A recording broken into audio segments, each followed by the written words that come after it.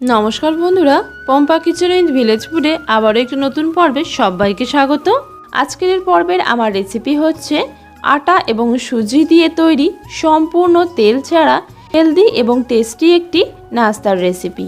দুরকম পদ্ধতিতে বানিয়ে দেখাবো, খেতে কিন্তু দুর্দান্ত হয় আর একদম তুলোর মতো নরম হয়। তেল ছাড়া হওয়ার কারণে অনেক বেশি হেলদি হয়। বানাতে সময় লাগে মাত্র 10 মিনিট। তো চলুন বন্ধুরা, রেসিপিটা শুরু করা যাক। রেসিপির প্রথমে আমি একটি বড় পাত্রের মধ্যে নিয়ে নিচ্ছি 1 বাটি পরিমাণ আটা। আটা দিয়ে আমি এখানে তৈরি করে দেখাচ্ছি, আপনারা চাইলে ময়দা দিয়েও তৈরি করতে পারেন। তারপরে দিয়ে দিচ্ছি আটার পরিমাণ অনুযায়ী লবণ আর 1 টেবিল চামচ পরিমাণ চিনি। চিনিটা সম্পূর্ণ অপশনাল, আপনারা চাইলে দিতেও পারেন অথবা স্কিপও করতে পারেন। তারপরে আটার মধ্যে দিয়ে দিচ্ছি 1 বাটি পরিমাণ নর্মাল জল। আর জলটা দিয়ে দেওয়ার পর একটি চামচ দিয়ে ভালো করে মিশিয়ে নেব। অল্প অল্প করে জল দিয়ে এখানে আটার গোলা বা ব্যাটারটা তৈরি করে নিতে হবে। 1 বাটি জল দিয়ে ভালো করে মিশিয়ে নেওয়ার পর আবারও নিয়ে নিয়েছি অর্ধেক বাটি পরিমাণ জল, কিছুটা দিলাম আর তারপর রেখে দিয়েছি। আবারও একবার ভালো করে মিশিয়ে নেব। প্রথমের দিকেই যদি বেশি করে জল দিয়েই আটার গোলাটা তৈরি করা হয় তাহলে আটার গোলার মধ্যে একটা দলা ভাব বা গুটলি ভাব থেকে যায়, তাই অল্প অল্প করে জল দিতে হবে আর মিডিয়াম থিকনেসের একটা গোলা বা ব্যাটার তৈরি করে নিতে হবে। তো দেখুন, আমাদের এখানে আটার গোলাটা তৈরি করে নেওয়া হয়ে গিয়েছে। আটার গোলাটার মধ্যে আমার 1.5 বাটির থেকে অল্প একটু কম জল লেগেছে 1 বাটি পরিমাণ আটার জন্য।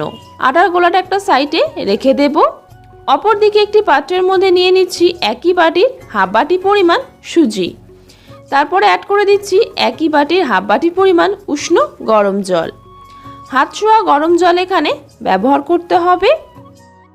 তারপর এখানে দিয়ে দেব 1 টেবিল চামচ পরিমাণ বেকিং পাউডার। জলটা অতিরিক্ত বেশি গরম নেবেন না বন্ধুরা, হালকা হাত ছোঁয়া গরম নিতে হবে। আর বেকিং পাউডারটা দিয়ে দেওয়ার পর এই জলের মধ্যে বা সুজির ব্যাটারের মধ্যে একটা ফেনা ভাব তৈরি হবে, সেটা খুব ভালো করে মিশিয়ে নিতে হবে। আর এর মধ্যে আমি এখানে দিয়ে দিচ্ছি সুজির পরিমাণ অনুযায়ী লবণ। সব কিছু একবার ভালো করে মিশিয়ে নিয়েছি। এবারে ঢাকনা দিয়ে ঢেকে রেখে দেব 5 মিনিটের জন্য। এই সময়ের মধ্যে আমি টমেটোর একটা চাটনি তৈরি করে নেব। তার জন্য একটা টমেটোকে আগুনের মধ্যে এইভাবে পুড়িয়ে নেব। আপনারা চাইলে না পুড়িয়ে ভেজে অথবা সেদ্ধ করেও তৈরি করতে পারেন, তবে পুড়িয়ে নিলে সেই চাটনির টেস্ট কিন্তু দুর্দান্ত হয়। টমেটোটা পুড়িয়ে নেওয়ার পর দুটো শুকনো লঙ্কাকেও খুব ভালো করে পুড়িয়ে নিয়েছি। একটা প্লেটের মধ্যে নামিয়ে নিচ্ছি। তারপর টমেটোর গায়ে যে খোসাটা রয়েছে সেটা আলাদা করে ফেলে দেব। আর একটা ছুরি দিয়ে টমেটোটাকে ছোট ছোট টুকরো করে কেটে নেব। ভেজে নিয়ে বা সেদ্ধ করেও টমেটোর চাটনি তৈরি করার থেকে এরকম পুড়িয়ে নিলে খেতে বেশি ভালো হয় বন্ধুরা। টমেটোটা কুচিয়ে নেওয়ার পর ছোট মিক্সিং জারের মধ্যে নিয়ে নিয়েছি। দিয়ে দিচ্ছি পরিমাণ মতন লবণ আর 1 টেবিল চামচ পরিমাণ চিনি। এবারে খুব ভালো করে একটা পেস্ট তৈরি করে নেব। পেস্ট তৈরি করে নেওয়া হয়ে যাওয়ার পর একটি ফ্রাইং প্যানের মধ্যে সামান্য কিছুটা সরিষার তেল, একটা শুকনো লঙ্কা আর সামান্য গোটা কালো সর্ষে দিয়ে একটু ফোড়ন দিয়ে নেব। আর ফোড়ন দিয়ে নেওয়া হয়ে গেলে টমেটোর পেস্টটা ঢেলে দেব। তারপর একটি চামচ দিয়ে কিছুক্ষণ সময় নিয়ে এই টমেটোর চাটনির মিশ্রণটাকে ফুটিয়ে নেব। কয়েক মিনিটের মধ্যে বেশ গাঢ় হয়ে আসবে। এরকম পর্যায়ে চাটনিটাকে নামিয়ে রেখে দেব, কেননা ঠান্ডা হয়ে যাওয়ার পর আরও একটু জমে যাবে। চাটনি তৈরি হয়ে গেছে আর এদিকে সুজিটাও কিন্তু খুব সুন্দরভাবে ফুলে উঠেছে, সমস্ত জলটা শোক করে নিয়েছে আর ভালোভাবে রেস্টে রাখাও হয়ে গেছে। এই পর্যায়ে একটি বড় মিক্সিং জারের মধ্যে আমি সুজিটা বা সুজির ব্যাটারটা নিয়ে নেব সমস্তটা। আর বন্ধুরা, আপনাদের কাছে আমার একটা অনুরোধ রইল, যদি আমার রেসিপি আপনাদের ভালো লেগে থাকে অনেক অনেক শেয়ার করে দেবেন। তো সুজির ব্যাটারটা দিয়ে দেওয়ার পর এবারে অ্যাড করে দিচ্ছি যে আটার মিশ্রণটা তৈরি করে রেখেছিলাম সেটা। দুটোই মিশ্রণ একত্রে ঢেলে দেওয়ার পর এবারে খুব ভালো করে একটা মসৃণ পেস্ট তৈরি করে নেব। ভালো করে বেটে নেওয়া হয়ে গিয়েছে। এবার একটি বড় পাত্রের মধ্যে আমি ঢেলে নিচ্ছি। আর এই ব্যাটারটা কীরকম ঘনত্বের রয়েছে আশা করছি আপনারা দেখে বুঝতেই পারছেন। খুব বেশি মোটা ঘনত্বেরও নয়, আবার খুব বেশি পাতলাও নয়। এই পর্যায়ে কিন্তু আপনারা লবণটা অবশ্যই চেক করে নেবেন, কম হয়ে থাকলে আপনারা অ্যাড করে দেবেন। ব্যাটার তো একদম রেডি হয়ে গেছে, সাথে সাথেই নাস্তাটা তৈরি করে নেব। একটি তাওয়া খুব ভালো করে গরম করে নেব, তারপর 1 হাতা পরিমাণ ব্যাটার দিয়ে দেওয়ার পর কয়েক সেকেন্ড অপেক্ষা করব। তার মধ্যেই দেখবেন নাস্তাটা খুব সুন্দরভাবে অসংখ্য ছিদ্রযুক্ত তৈরি হয়ে যাবে। ওপরের সারফেসটা সম্পূর্ণ শুকনো হয়ে গেলে নাস্তাটা তৈরি হয়ে যাবে। তাওয়া থেকে তুলে নেব। একইভাবে আমি সমস্ত নাস্তাগুলিকে তৈরি করব।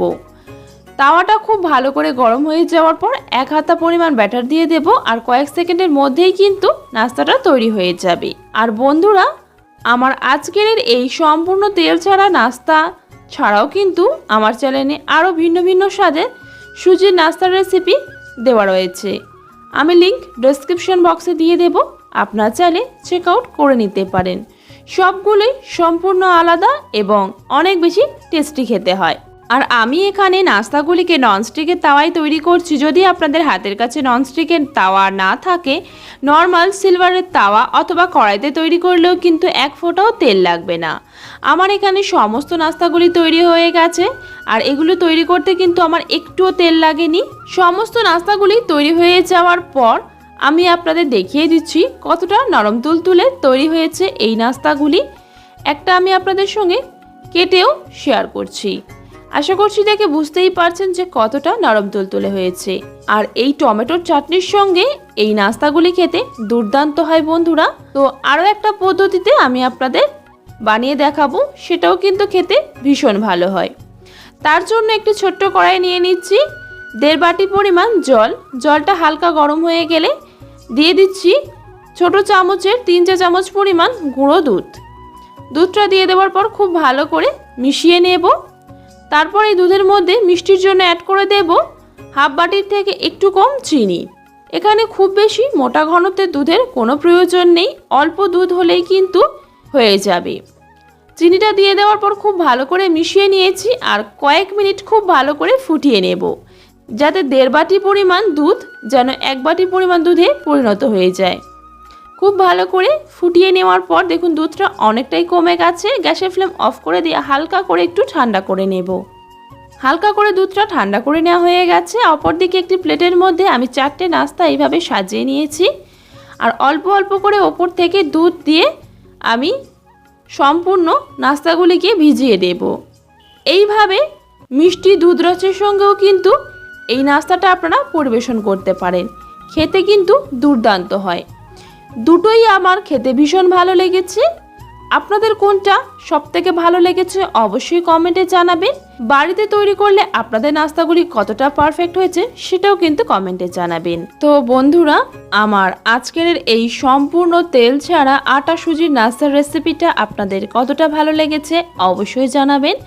ভালো লেগে থাকলে অনেক অনেক শেয়ার করে দেবেন। সবাই ভীষণ ভালো থাকবেন, সুস্থ থাকবেন বন্ধুরা। আবারও নিয়ে আসবো একদম সহজ আর ভিন্ন স্বাদের রেসিপি নিয়ে।